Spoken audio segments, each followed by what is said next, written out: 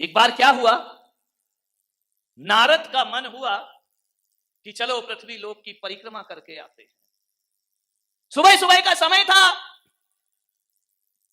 नारद पृथ्वी पर आए, पृथ्वी ग्रह पर आए, इस मध्यलोक में आए।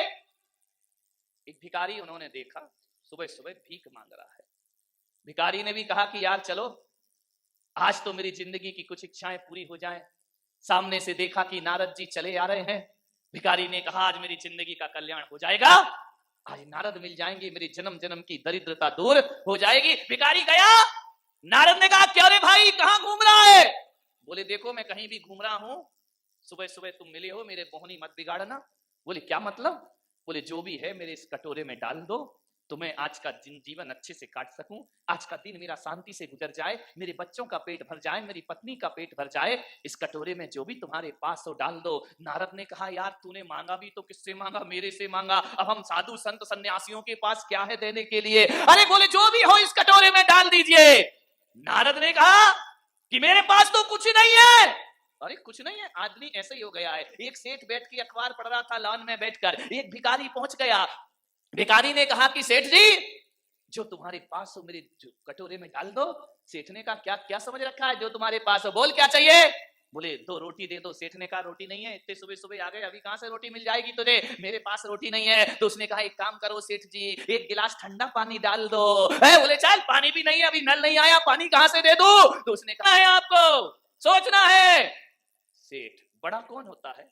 एक सेठ था, उसका बहुत बड़ा पेट था। लेकिन एक बात ध्यान रखना, महल इंसान का सोने पे खड़ा, महल मिट्टी का सोने पे खड़ा होता है। महल मिट्टी का सोने पे खड़ा हो, महल सोने का मिट्टी पे खड़ा होता है, महल सोने का मिट्टी पे खड़ा होता है। ध्यान रखिए, विचार करना है आपको। और एक दिन वही महल मिट्टी में मिला होता है। महल मिट्टी का, महल सोने का मिट्टी पे खड़ा होता है, और एक दिन वही महल मिट्टी में मिला होता है। और वजन इंसान का तराजू से तौलने वालों, आदमी तन से नहीं, आदमी मन से बड़ा होता है। शरीर का वजन बढ़ाने से कोई बड़ा नहीं हो जाता है, मन आदमी का वजनदार होना चाहिए। मन के बड़े बने। नारद को बड़ी दया आई उस भिखारी पर। नारद ने कहा कि एक काम कर, चल मेरे साथ।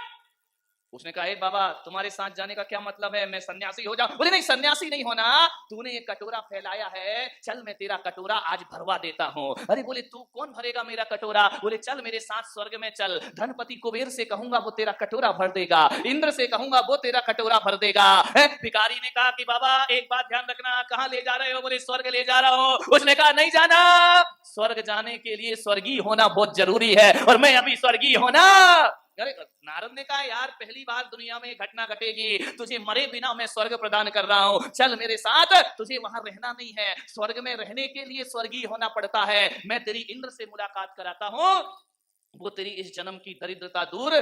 भिखारी ने कहा नारद जी मैं चल तो सकता हूं तुम्हारे साथ। तो फिर बोले क्या दिक्कत है, चलता क्यों नहीं है? लेकिन बोले एक बात बता दो। बोले क्या? बोले आपके इंद्र महाराज के पास इतनी दौलत है कि मेरा कटोरा भर सके। नारद ने कहा मूर्ख कहीं का, नालायक आदमी, तुझे इतना भी ज्ञान नहीं है। इंद्र का भंडार, यह भंडार कुबेर का कभी न खाली होए, ज्यों खर्चे त्यों त्यों बढ़े, दिन दिन दूना। इंद्र का खजाना कभी खाली होता है? अब तू भिखारी है, तेरी सोच भिखारी जैसी रहेगी। अरे इतनी सी कटोरे की बात कर रहा है, तेरे घर में और बड़े कटोरे हो तो उठा ला, इंद्र एक आज्ञा में तेरा कटोरा हीरे मोती से भर देगा। बोले हीरा मोती से भर देगा? बोले भर देगा। तो बोले एक बात बताओ नारद जी, मेरा कटोरा खाली तो नहीं रहेगा ना? उसने कहा यार तू भिखारी कैसी कैसी बातें करता है, कटोरा खाली नहीं रहेगा, चल मेरे साथ तुझे। बोले एक ध्यान रखना, यदि इंद्र के पास ले जा रहे हो तो मेरा कटोरा पूरा भरना। अरे नारद ने कहा इसको कौन समझाए इस मूर्ख को कि वहां तो हजारों के, लाखों, करोड़ों, अरबों के हीरे मोती पड़े हुए हैं, तेरा कटोरा भरने में कितनी देर लगेगा? लेकिन भिखारी की सोच तो भिखारी जैसी रहेगी। लेकर के गए इंद्र के पास। इंद्र ने जैसे ही देखा नारद आ रहे हैं, अब नारद जहां पहुंच जाए तो उपद्रव तो खड़ा होना ही होना है, शांति तो भंग होना ही है। उसने इंद्र ने कहा यार नारद तुम आए तो आए, लेकिन एक बात बताओ मुनिवर, ये साथ में भिखारी को लेकर क्यों आ गए हो? आपने मर्यादाएं तोड़ दी, आपने सारी व्यवस्थाएं अनुशासन भंग कर दिया, मरे बिना इसे स्वर्ग क्यों ले आए? अरे नारद ने कहा कि इंद्र महाराज कोई बात नहीं, चलो मेरे साथ आ गया। संत दरस का यही फल होता है कि जीते जी स्वर्ग मेरे साथ आ गया है। एक काम करो, इंद्र ने कहा नारद जी जल्दी बताओ इस आफत को क्यों उठा के लाए हो, इस बला को? अरे बोले आफत नहीं है, भिखारी है बेचारा मांग रहा है। अरे बोले काय का भिखारी? आदमी है, और ये आदमी यदि 2 दिन भी यहाँ रह गया तो मेरे स्वर्ग को नरक बनने में ज्यादा देर नहीं, इसे जल्दी दफा करो।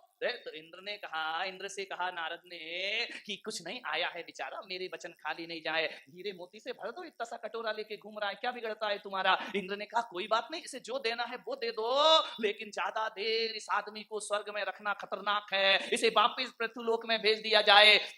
इंद्र ने कुबेर को आदेश किया कि जाओ और इसका कटोरा हीरे मोती से भर दो। भिखारी ने कहा ठहरो इंद्र महाराज, बोलने के पहले सोच लेना। बोले क्या सोच लेना? बोले ये कटोरा भरेगा या नहीं भरेगा? अरे इंद्र ने कहा किस पागल को उठा लाया, इतना सा कटोरा केरा भरेगा या नहीं? जाओ कुबेर भर दो इसका कटोरा। कहते हैं सुबह से शाम हो गई, कटोरे में हीरे मोती डालते जा रहा, डालते जा रहा, डालते जा रहा, कटोरा खाली का खाली। अरे इंद्र ने कहा देखो नारद, मैंने कहा था ना इस आदमी को ले आए, ये उपद्रव खड़ा कर रहा है, देखो अभी तक कटोरा नहीं भर रहा, और लाओ और लाओ। लाते गए कटोरा भरता गया, लेकिन जैसे ही दूसरा सामान लेने जाए कटोरा खाली का। अरे नारद ने कहा यार तू बात क्या कर रहा है बार बार कटोरे की, ये तेरा कटोरा भरता क्यों नहीं है? अब भिखारी ने कहा देखो नारद जी, मैंने कहा था ये भर जाना चाहिए, तुमने कहा था इंद्र के पास इतना है कि कितने भी कटोरे भर देगा, अब भरे मेरा कटोरा। नारद ने कहा भाई इधर ला तेरा कटोरा, कौन सी कंपनी में बना है, कहां से खरीद के लाया है, कहां से मिला ये कटोरा तुझे? ऐसा बता, ये कटोरे में कोई छेद कर रखा है जो सारा माल बारामती में गिराए जा रहा है? अरे बोले कोई छेद नहीं है। तो बोले ये कटोरा तुझे कौन सी फैक्ट्री से मिला, जल्दी बता, तू बारामती से आया है, कटोरा तू लाया कौन सी दुकान से है? बोले अतुल भाई के मॉल से।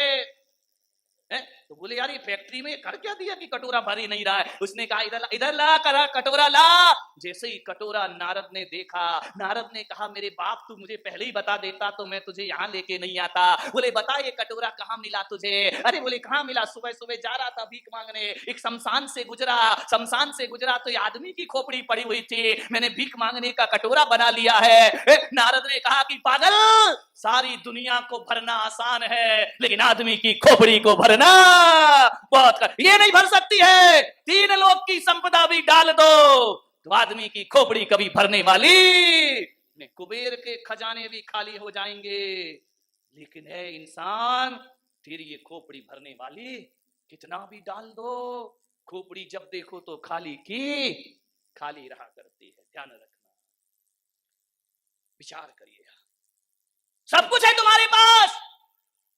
एक टाटा बिरला वाले से भी पूछो कि कैसा चल रहा है, तो वो क्या कहता है मालूम है? बस महाराज दाल रोटी चल रही है।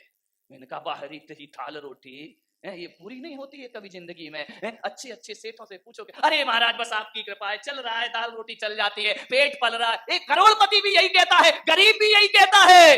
आदमी का पेट भरता ही नहीं है, खाली का खाली रहा करता है। डालते जाओ, रिजल्ट सुन ही आना है, रिजल्ट खाली ही आना है। मन की खोपड़ी को भरो मेरे भाई, कितनी भी दौलत डाल दो इसमें, जब तक इसमें संतोष का पैंदा नहीं लगेगा तब तक ये भरने वाला नहीं है। ध्यान, आप नमोकार चैनल को सब्सक्राइब जरूर कीजिए और वीडियो को सबसे पहले देखने के लिए बेल आइकन पर क्लिक करना ना भूलें।